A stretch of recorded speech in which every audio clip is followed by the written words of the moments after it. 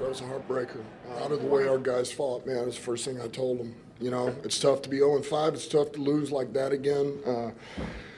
But I was proud of them, man. I mean, I tell you, you don't find a way to get yourself back in a game and get to where we were at if you don't believe and give all that you have of it. So we just once again made one more mistake than they did, and it cost us. Coach, obviously the loss is a loss, man. You guys dropped this in 19-17 games, literally the same exact score. You know, the Baltimore game. Does it hit any different when you lose a game that magnitude on a field goal? Like, what's the emotion behind that? It's tough. It's tough. Look, you want it for yourself as an organization and for all of us, but you want it for those players. I mean, they're out there busting their ass, and you know, it's tough. Yeah, I don't know if I'm reading this right, but you look like you're a little emotional about this loss. I mean, how difficult is this couple weeks stretch back? It's so close to rip that in your hands. It's just tough to deal with, right? No, you just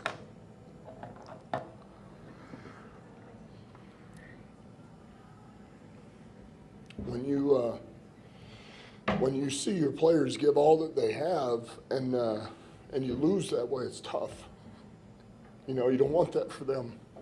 So, but we'll be better for it, you know. And there again, credit Minnesota, but you know, we made the one mistake that cost us, you know, and so ultimately, you know, we didn't do enough to win, but I was proud of them, and I love the fight they have in them, and I love the grit. I do. And when your defense plays that way, you got a chance to win every game.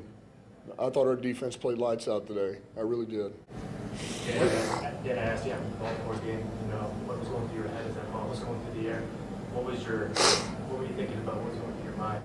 He's going to miss it. That's what I was thinking was going to go. And he didn't. So, you know.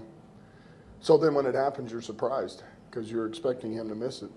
What did you say to your team in the locker room? Same thing. I was proud of them. Proud of the way they fought. I like the guys we got on this team. I like what they're about. I like how they come to work. I like how they haven't given up. I like how they just go. You know, they just go, and it'll pay dividends. Yeah, the play by Jalen Reed, just ripped the ball out. It's outstanding, you know. And I said this. You saw this last week, and I've seen it the week before. The guy goes after the football.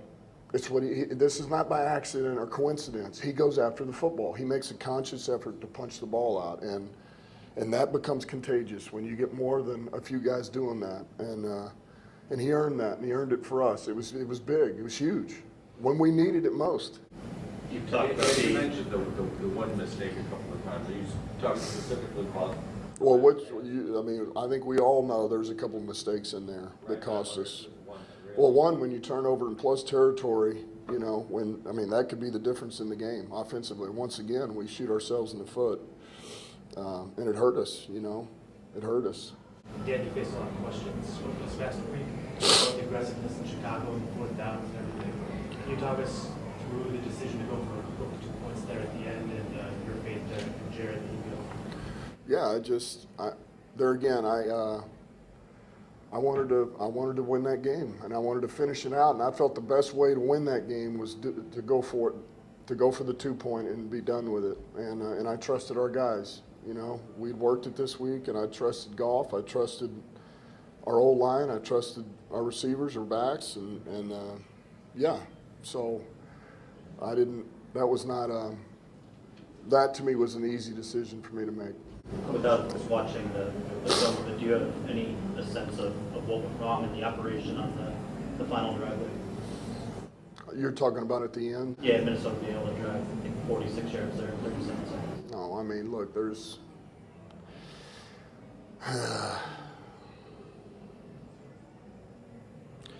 you're going to have some windows in there. We don't want to give up as much as we did, but you know, they made a couple plays and got down there, and until I can get my eyes wrapped on it and really digest it, you know.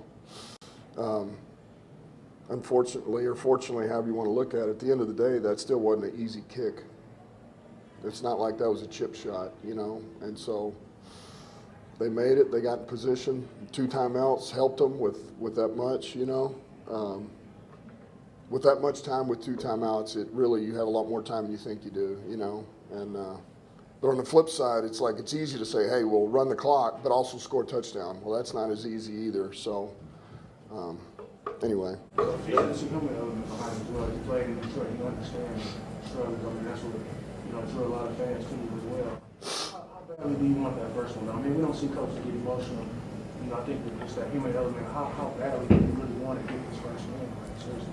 Well, I mean, look, it's, of course, but it's, there again, when you fight the way that when you put everything out there on the line, like they did and like they do, you want it for them and you want it for everybody, you know?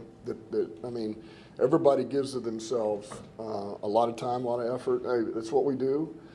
And you just, you know, you want it. You want it for everybody, man. And you want to earn one. And we're this close. We hadn't done it. So we're not quite there. We hadn't quite got over the hump. But I do think in the long run, this is going to pay dividends for us.